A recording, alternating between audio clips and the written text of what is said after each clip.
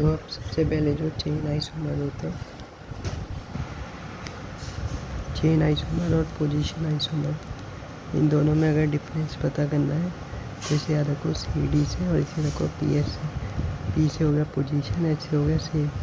अगर XY same आ जाए तो वो पोजीशन है, और अगर C से हो गया चेन, D से हो गया डिफरेंट। अगर XY डिफरेंट आ जाए तो वो हो गया चेन, CD PS। अभी इसको देखने का X क्या है, X है चाहे पहले X है जैसे कि नंबर ऑफ कार्बन, जैसे हम यूपेक लिखते हैं ऐसे ऐसे वाला, तो इसमें कितने कार्बन है, पेरेंट चेन ऐसे वगैरह। तो लॉन्गेस्ट चेन ये हो गई ना, तो 3 4 5, तो 5 है, तो 5 है। और ये जो Y होता है ये होता है number of branch, total number of branch, total number of branch. Total जरूर याद रखना, क्योंकि टोटल का मतलब एक ये ब्रांच हो गई, जैसे इसमें बस एक ही ब्रांच है। अब अगर इसमें मैंने ये भी लगाया होता है ऐसे, तो इसमें 2 ब्रांच होती। अगर ये पेरेंट चेन है इसमें 2 ब्रांच होती, तो इसका XY होता 1 2 3 4 5, 52 होता है। अब ये सवाल है, ये कॉपी का सवाल है, जैसे कि इसमें वो देखो कि चेन आइसोमर है या पोजीशन आइसोमर। तो सबसे आसान तरीका यही वाला कि ये देखो ये कीटोन है, कीटोन है क्योंकि ये बीच में लगा हुआ है, आज से जुड़ा है CO। तो अब नंबरिंग यहाँ से शुरू होगी, 1 2 3 4 लॉन्गेस्ट चेन, ना कि यहाँ से नहीं होगी, यहीं से होगी शुरू, 1 2 3 4, तो एक ब्रांच हो गई, तो इसका हो गया 41। इसका वो हो गया XY। अब इसका देखो XY क्या हुआ, अब ये एल्डिहाइड है तो यहाँ से शुरू होगी, 1 2 3, ये मान लिया, तो 2 ब्रांच हो गई, 2 ब्रांच और 3, 32 डिफरेंट है, तो CD ये चेन आइसोमर है।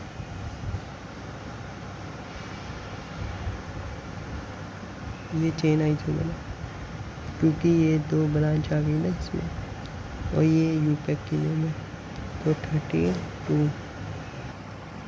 अब इस सवाल में देखो, इस सवाल में क्या है, अब इस सवाल में अगर हम नंबरिंग करेंगे तो हम नंबरिंग यहाँ से करेंगे, नंबरिंग हम यहाँ से करेंगे क्योंकि OH कोई फंक्शनल ग्रुप नहीं होता है, सब्स्टिट्यूएंट की तरह काम करता है। जैसे अगर क्लोरीन हेलोजन एल्कोहल जुड़े हो तो हम मेन इसी को लेंगे और इसे लोएस्ट नंबर देंगे। ये कोई भारी वाला एल्डिहाइड कीटोन नहीं है कि यहाँ से शुरू करेंगे, नंबरिंग यहाँ से शुरू नहीं करेंगे, यहाँ से करेंगे। तो 1 2 3 4 5, तो ये 2 पे अल्कोहल आ रहा है, तो इसका देखो ये हो गया, इसमें कोई ब्रांच नहीं है तो 0, और 5 कार्बन है तो 50। इसका देखो, इसमें हम करेंगे यहाँ से 1 2 3,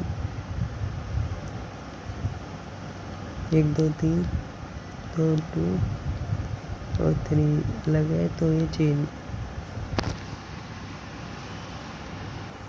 बात है टोटोमेरिज्म में, टोटोमेरिज्म में वो है 2 वो है केस है, मतलब ये होना ही चाहिए तभी टोटोमेरिज्म होगा।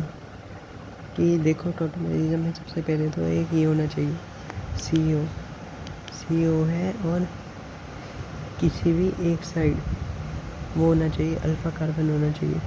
जैसे ये है तो इसके साथ जो कार्बन जुड़ा वो था अल्फ़ा कार्बन, और ये बात है अल्फ़ा कार्बन sp3 होना चाहिए।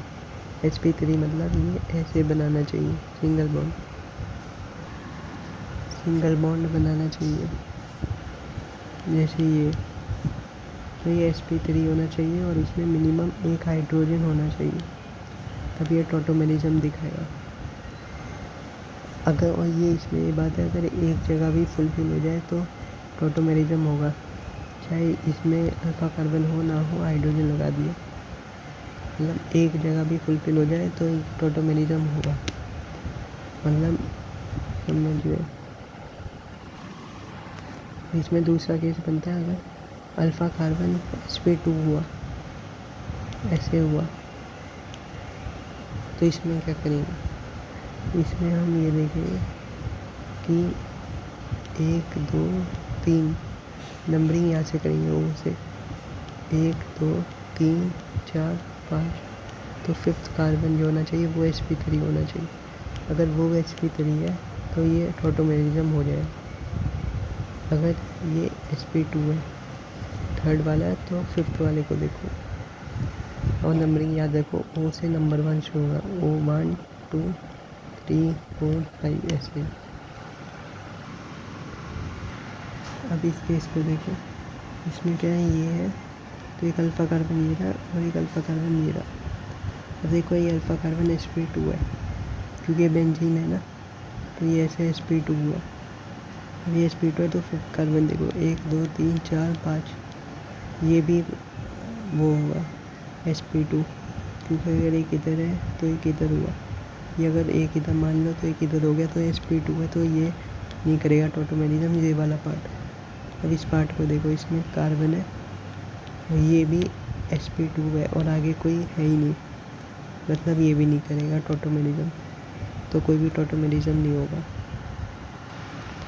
इस केस को देखो, ये अल्फ़ा कार्बन, ये अल्फ़ा कार्बन, और इस अल्फ़ा कार्बन में देखो 1 2 3 4 चारों बॉन्ड बना दिए, ये भी कार्बन है, ये भी कार्बन है, मतलब कि नो अल्फ़ा हाइड्रोजन, तो ये वाला पार्ट नहीं करेगा टॉटोमेरिज्म।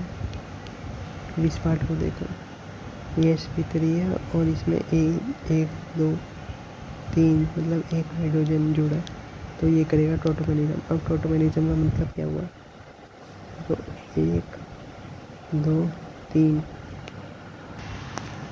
3 का मतलब 1 2 वाला जो वो है डबल बॉन्ड, उसे 2 3 में कर दो, और ये हाइड्रोजन 3 से हटा के 1 में कर दो, OH, ये बन गया। अब मेटामेरिज्म, मेटामेरिज्म होता है ऐसे, ये C हो गया, ये C, ऐसे कुछ भी आ जाए तो मेटामेरिज्म है। या वो SO3 हो जाए, S हो जाए, NH हो जाए, CO कार्बोक्सिलिक एसिड हो जाए, ऐसे कुछ भी। फंक्शनल में फंक्शनल ग्रुप बदल जाएगा। अब ज्योमेट्रिक आइसोमेरिज्म, GI जो होता है, इसका सबसे बड़ा केस है कि ये है, हम ए बी चाहे ये बराबर भी हो इनमें से दोनों, लेकिन अलग होना चाहिए, तो सिर्फ ये वाला और ये वाले एक दोनों, अगर ये दोनों इक्वल हो गए, इनमें से एक भी इक्वल हो गया तो GI शो नहीं होगा। GI शो होने के लिए दोनों को अनइक्वल होना पड़ेगा। ये केस देखो, इस केस में क्या है कि ये जो डबल बॉन्ड है, इसमें ये देखो कि ये जो है कार्बन, मतलब एक इससे जुड़ा है और एक ऐसे जुड़ा है, तो कोई बेंजीन तो है नहीं, तो ये जो कार्बन है ये 4 बॉन्ड बनाएगा, 1 2 3 4, तो ये हाइड्रोजन। यही है कि इसमें ये पहले ही 2 2 से जुड़ गया, 2 से जुड़ गया, तो ये क्लोज है, ये ओपन है, तो ये दोनों अलग है, तो इतना तो पार्ट करेगा GI। अब बारी आती है इस पार्ट की।